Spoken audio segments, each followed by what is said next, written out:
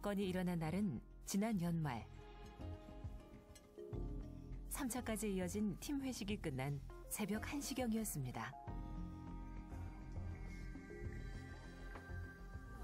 맛있게 먹었어요. 잘 먹었어요? 네, 잘 먹었습니다. 박 팀장이 그 서경 씨를 자꾸 데려다 주겠다고 그 대리를 부르더라고요. 대리기사님을. 저도 그냥 지하철역까지만 좀 얻어 타고 가려고 앞자리에 탔었죠. 박 팀장이 좀 워낙 취해 있었고, 그리고 회식 도중에 내내 자꾸 이렇게 서경 씨를 옆에다 앉혀놓고 좀 추근덕거리기도 했었거든요. 그게 좀 걱정되기도 하고, 그래서 좀 따라 탔습니다.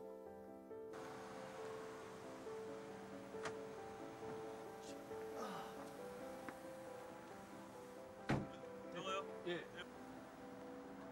중간에 내렸죠. 뭐 지하철역 그 근처까지. 저는 목적지에 왔었고, 그리고 뭐 좀 불안하긴 했어도 뭐 큰일이야 있을까 싶었던 거죠. 현수 씨와 헤어진 뒤 서경 씨에겐 무슨 일이 벌어진 걸까? 그날 밤 서경 씨의 연락을 받은 자영 씨에게서 그 후의 이야기를 자세하게 들을 수 있었습니다. 저는 자고 있었는데 문자 하나가 왔어요. 서경이한테. 전화 좀 해줄 수 있냐고. 술 기운에 차에서 잠깐 잠이 들었는데 깨보니까 집 앞이었대요. 근데 그때 박 팀장이 이제 서경이를 신고하면 당연히 회사에 알려지는 건 뻔한데 저도 뭐라고 말을 해야 될지 모르겠더라고요. 그리고 서경이가 입사 때부터 계속 박 팀장한테 성희롱을 당했어요. 지속적인 성희롱은 그날 밤 성폭행으로 이어졌습니다. 진짜 많이 참았죠. 근데 이젠 도저히 못 참겠다고 신고하고 싶다고 해서 같이 갔어요. 마지막까지 함께 있던 현수 씨는 자책감에 힘들어하고 있었습니다. 직장 상사기도 하고, 그 남녀 사이가 또 이렇게 모르는 거잖아요. 제가 좀 중간에 끼어들어가지고 또 안 좋은 일이 있을 수도 있으니까 되려. 그래서 그래도 제가 그냥 끝까지 서경 씨 집에 들어가는 것까지는 챙겼어야 됐는데 좀 많이 미안하고 좀 후회가 됩니다. 지금 회사 분위기는 어때요? 그냥 다들 불편하니까 입에 담기도 좀 험한 말이고, 다들 그냥 좀 쉬쉬하고 조용히 하는 그런 분위기입니다. 피해자 보호를 위해 사건 관련 비밀 유지 원칙을 지키는 것은 중요합니다. 그러나 상황은 조금 다른 방향으로 가는 것처럼 보입니다.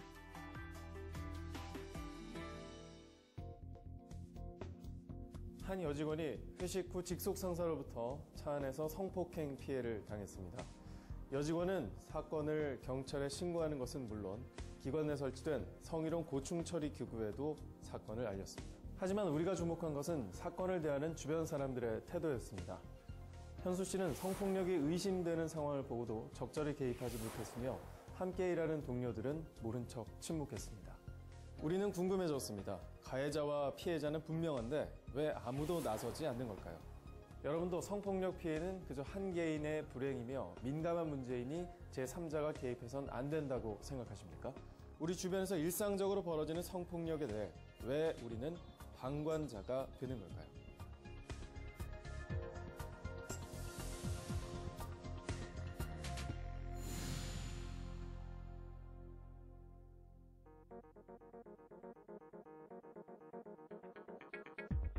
상하 관계가 분명한 조직에서 현수 씨가 상사인 박 팀장에게 자신의 목소리를 내는 건 힘들었을 겁니다. 서경 씨도 제대로 대처할 수 없었을 거고요. 그리고 또 하나. 성폭력에 대한 잘못된 통념도 그 원인 중 하나입니다. 이 통념은 더 큰 피해를 멈출 수 있는 중요한 순간을 놓치게 하고 피해자에게 또 다른 고통을 안겨주고 있습니다.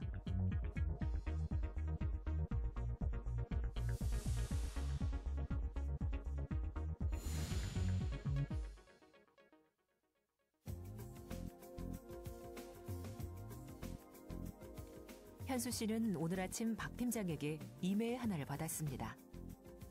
평소 서경 씨의 행실에 대한 질문이 담긴 설문지였습니다. 설문지에선 평소 서경 씨가 이기적이었는지, 옷차림이 야하지는 않았는지, 남자 관계가 복잡한지를 묻고 있었습니다. 네. 봤어요 이거? 현수 씨뿐만 아니라 팀원들 모두 같은 메일을 받았습니다. 아니 서경 씨가 뭐 평소에 물란하고 치마 짧게 입고 다니고 이거 완전 서경 씨 몰아가는 것 같은데. 장난하는 것도 아니고 저기 이것들이 한번 보세요. 네, 네.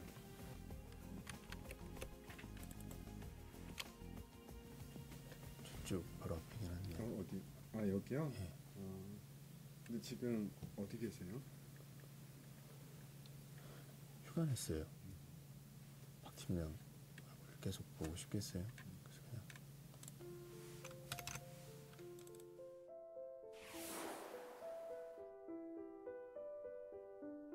외부 사법기관에서 수사가 진행되면서 기관 내 성희롱 고충 처리 기구의 조사는 잠시 중단된 상태.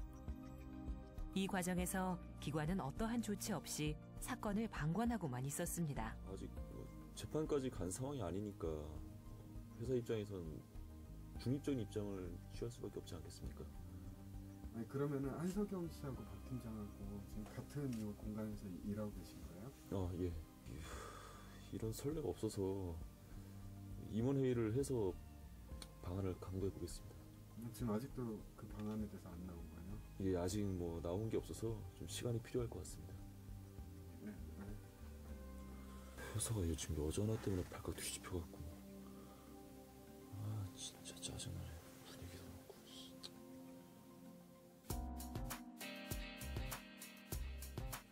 서경 씨에 대한 의심과 비난은 임원의 속마음뿐 아니라 직원들 사이의 대화에서도 흘러나왔습니다. 나 같으면 어떻게 회사를 나와? 어느새 서경 씨는 사람들의 입에 오르내리며 피해를 당할 만한 여성이 되어가고 있었습니다. 밤늦게까지 함께 술을 먹었으니까, 치마가 짧았으니까 성폭력이 일어났다고 여러분도 생각하십니까?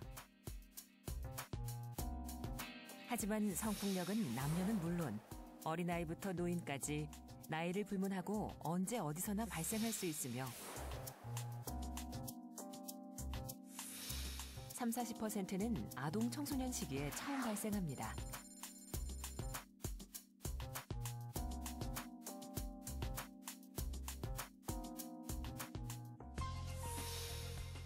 가해자는 낯선 사람도 정신 이상자도 아닙니다.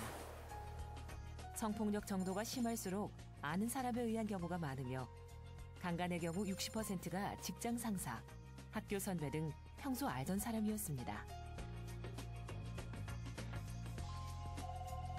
끝까지 저항하면 성폭력은 불가능하다? 정말 그럴까요? 피해자 대부분은 도망치거나 소리를 지르는 등 적극적으로 대응했습니다. 하지만 육체적인 힘이나 권력 관계를 이용해 상대방의 저항은 얼마든지 무력화시킬 수 있습니다. 이처럼 성폭력은 우리가 경험할 수 있는 모든 사회적 관계 속에서 힘을 가진 사람이 상대적으로 힘이 약한 사람에 대해 성을 매개로 해서 이루어지는 폭력입니다. 사회적 약자에 대한 심각한 인권 침해인 것이죠. 법률에서 정의하고 있는 성폭력 범죄의 유형은 강간, 유사강간, 강제추행, 준강간, 준강제추행, 친족관계에 의한 강간, 장애인에 대한 강간과 강제추행, 13세 미만의 미성년자 강간과 강제추행, 업무상 위력 등에 의한 추행, 공중 밀집 장소에서의 추행, 성적 목적을 위한 공공장소 침입 행위, 통신 매체를 이용한 음란 행위, 카메라 등을 이용한 촬영 등이 있습니다. 사회관계별 또는 특정 유형 형태로는 직장 내 성희롱, 성폭력, 대학 내 성폭력, 데이트 성폭력, 친족 성폭력, 사이버 성폭력, 장애인 성폭력, 운동선수 성폭력 등이 있습니다.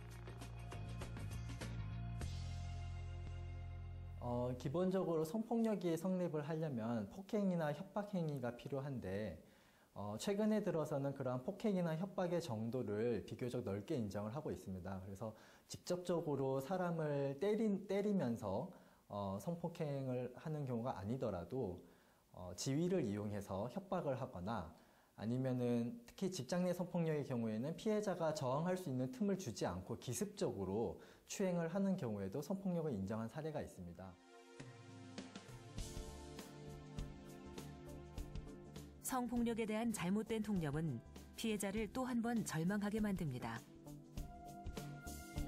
수사경찰이 피해자들에게 물을 흐려놓았다며 폭언을 하고 적극적으로 저항하지 않았다 하여 가해자를 불구속 입건한 것은 피해자에 대한 우리 사회의 잘못된 시선을 고스란히 보여주는 사건입니다. 재판 과정에서 자신의 행실을 묻는 신분에 충격을 받고 자살한 피해자도 있었습니다. 최근에 굉장히 주목받고 있는 성폭력 범죄는 아동이나 장애인과 같이 누구나 분노할 수 있고 누구나 성폭력이라고 쉽게 인정할 수 있는 그런 사건인 경우가 대부분입니다. 근데 아직도 성폭력의 많은 비중을 차지하고 있는 것은 일반적으로 자기 방어 능력이 있다고 생각이 되는 성인 간의 성폭력이 굉장히 많습니다.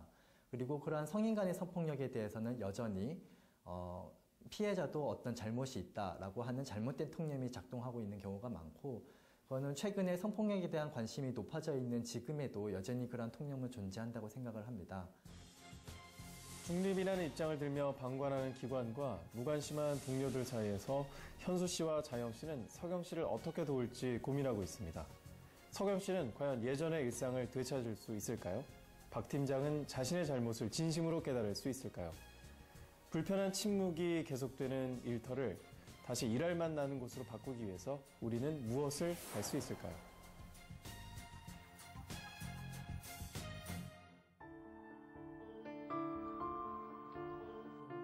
며칠 뒤 다시 찾아간 사무실. 분위기가 심상치 않습니다. 피해 가해자 처벌도 중요하지만 피해자가 그만큼 또 상처를 받았기 때문에 치료 같은 거를 해주던가 그런 식으로 또 도와주는 것도 좋은 생각일 것 같아요. 왜 이런 상황에서 서경 씨만 당해야 되는 거죠? 상황을 좀 지켜보면서 저희가 최대한 도울 수 있는 방법으로 이렇게 진행을 하는 것도 나쁘진 않을 것 같아요. 저희 자영 씨 잠깐만요. 서경 씨 지금 회사 나오시나요? 아니요, 회사 지금 서경이 휴직을 공고하고 있어서 회사는 지금 안 나오고 있고요. 회사에서는 나름대로 방안이라고 하고 있는데 서경이 원하지 않고 있어서 피해자인 서경 씨에게 되려 휴직을 권고하는 기관. 동료들은 서경 씨의 일자리를 지키기 위해 애쓰고 있었습니다. 현수 씨도 꽤 바빠 보였습니다.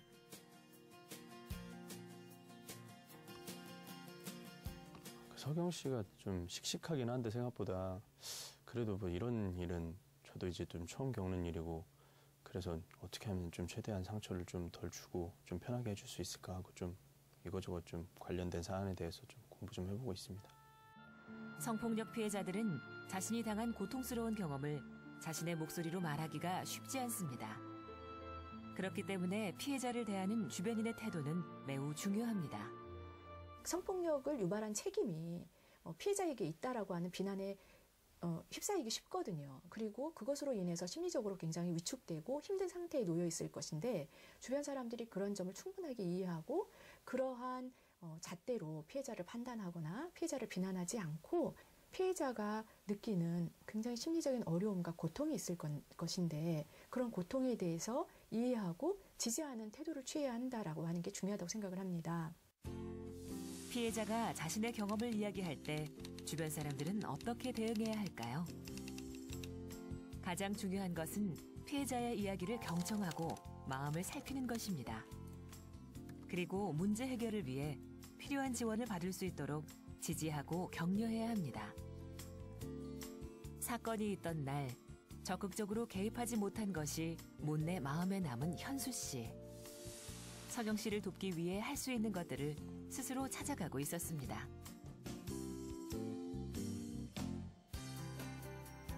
이렇게 현수 씨와 자영 씨는 나는 무엇을 할 수 있을까에 대한 대답을 조금씩 찾아가는 중입니다. 하지만 성폭력은 개인의 문제가 아닌 우리 모두의 문제입니다. 우리 국민들이 생각하는 여성가족 분야의 최우선 국정과제는 바로 성폭력으로부터 안전한 사회라고 합니다. 이에 정부는 성폭력으로부터 안전한 사회를 만들기 위해 가해자 처벌은 보다 엄중하게, 피해자 지원은 보다 꼼꼼하게, 그리고 사전 예방은 보다 내실 있게 추진하고 있는데요. 이러한 법과 제도는 서경 씨를 어떻게 돕고 있을까요?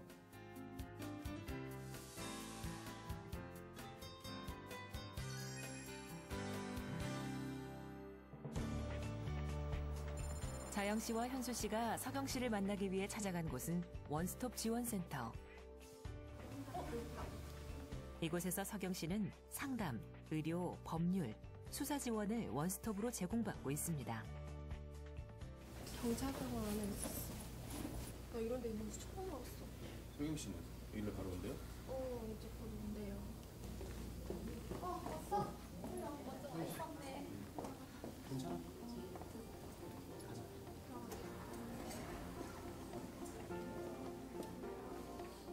원스톱 지원센터는 상담원, 여자경찰관, 간호사, 임상심리 전문가, 심리치료사들이 근무하면서 피해자 회복을 위해 지원하고 있습니다. 이처럼 정부는 성폭력 피해자 통합지원센터와 상담소를 확대해 신고부터 상담, 의료, 법률 조력인, 수사 지원, 치유 회복 프로그램까지 각각의 기관이 상호 연계해 피해자를 맞춤형으로 지원하고 있습니다. 복잡하게 생각할 것 없이 여성 긴급 전화 1366만 기억하세요. 가장 가까운 피해자 지원 시설을 안내해드립니다.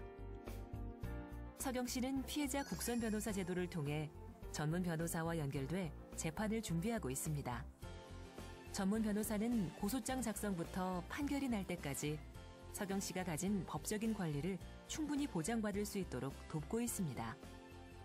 피해자들이 사건에 대해서 진술을 할 때 그 진술이 얼마나 일관되고 구체적인지가 굉장히 중요합니다. 피해자분들이 그런 사실을 모르고 이 사건 내용을 미리 정리를 하지 못하고 수사나 재판을 받다가 진술이 일관되지 못하거나 번복이 됐을 때 신빙성이 부정이 돼서 이제 유죄로 인정되지 못하면은 자책도 굉장히 심하고 또 유죄가 인정되지 못해서 또 얻는 고통이 굉장히 큰 걸 많이 받습니다. 그럴 때 피해자분들에게 초기에 이 성폭력을 전문적으로 상담을 하는 상담소 등의 여러 피해자 지원 기관을 이용해서 이 상담을 받고 그분들의 도움을 받아서 법률적인 조치를 언제 취할 것인지, 그리고 법률적인 조치를 취하기 위해서 증거 수집이나 이런 준비는 어떻게 해야 되는지를 가능한 사건 이후에 초기에 빨리 준비하는 것이 좋습니다. 많은 사람들의 도움 속에서 서경 씨는 홀로 아픔을 감당하지 않겠다고 결심할 수 있었습니다. 많이 힘들긴 했지만 그렇다고 해서 제 삶을 포기하고 싶진 않았어요. 내가 잘못한 거 아니다. 내가 먼저 숨지 말자. 그렇게 제 자신한테 얘기를 했어요. 물론 저를 비난하는 사람도 있었지만 도와주려는 사람들이 더 많았으니까요.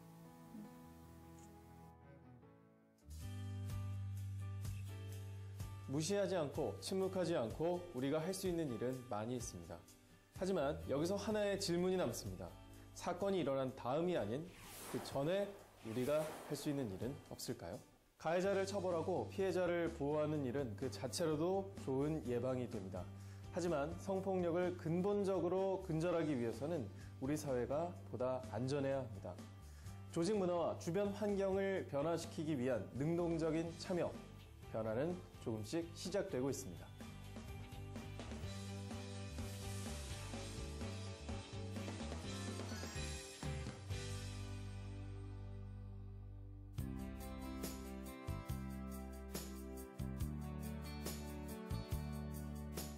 며칠 뒤 우리는 다시 출근한 서경 씨를 만날 수 있었습니다.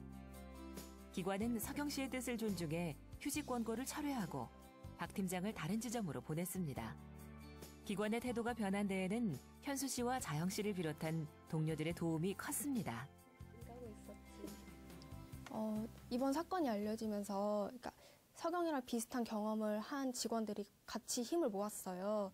그래서 이제 덮어놓고 계속 쉬쉬하며 이런 일이 또 생긴다, 뭐 계속 이런 말이 계속 나오고 있거든요.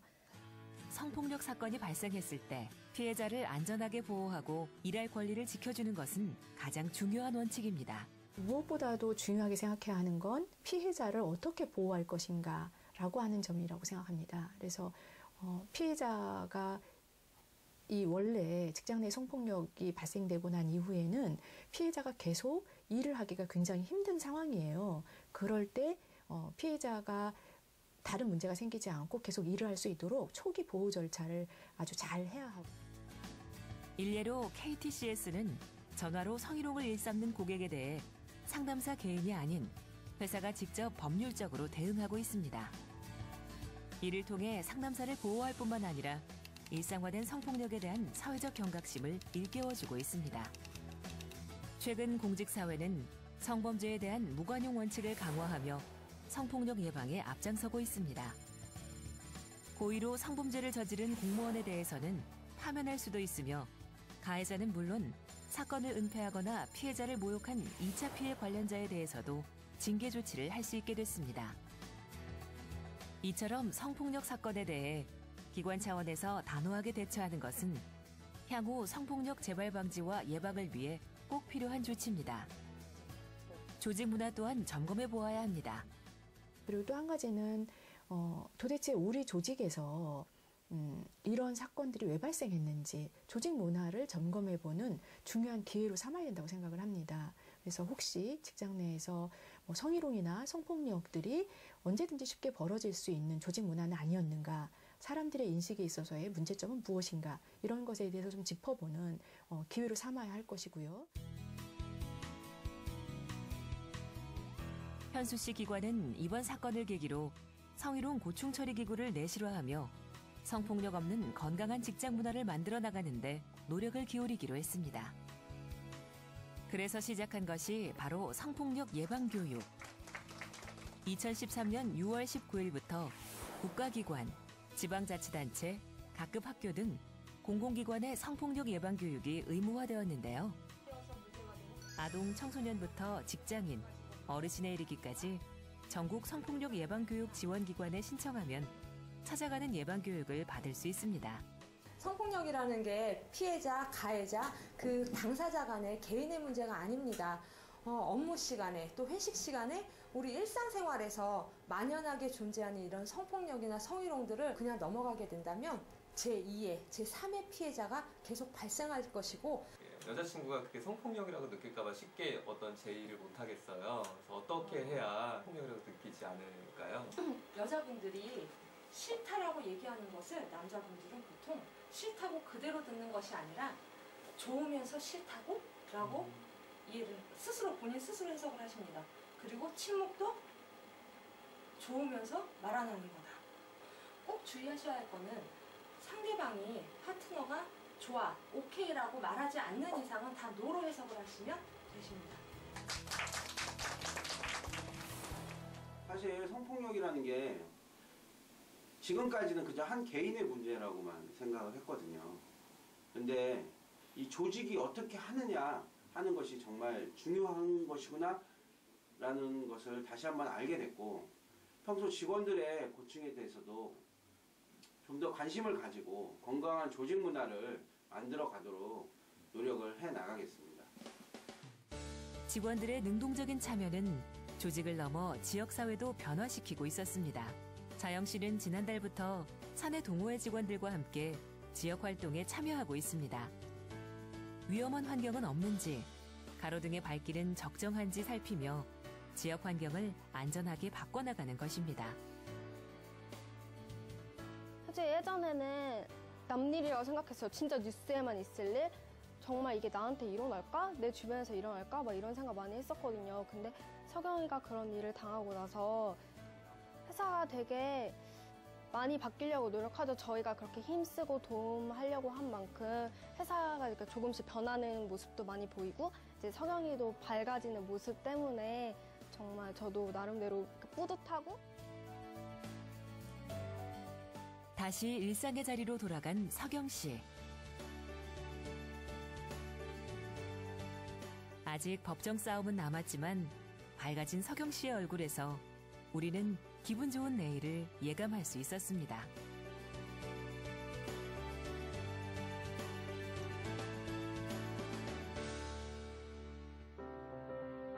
서경 씨에겐 힘든 시간이었지만 서경 씨 주변 사람들과 조직, 지역사회가 이 사건을 계기로 조금씩 변화하기 시작했습니다. 여성들 스스로 조심해야 한다고 말하는 것이 아니라 여성들의 몸과 마음이 자유롭게 살아갈 수 있는 환경을 우리 사회 모두가 함께 만들어가는 것. 그리고 성폭력은 안 된다는 단호한 인식. 여성뿐만 아니라 사회적인 약자에게 행해지는 모든 폭력에 민감해지고 타인의 의견과 생각을 존중하는 마음을 키우는 것. 이러한 생각과 행동의 변화가 성폭력으로부터 안전한 사회를 만들어가는 것 아닐까요? 변화는 이미 시작됐습니다. 우리 사회 곳곳에서 불어오는 변화의 바람을 더 크게 일으켜주세요. 그 주인공은 바로 여러분.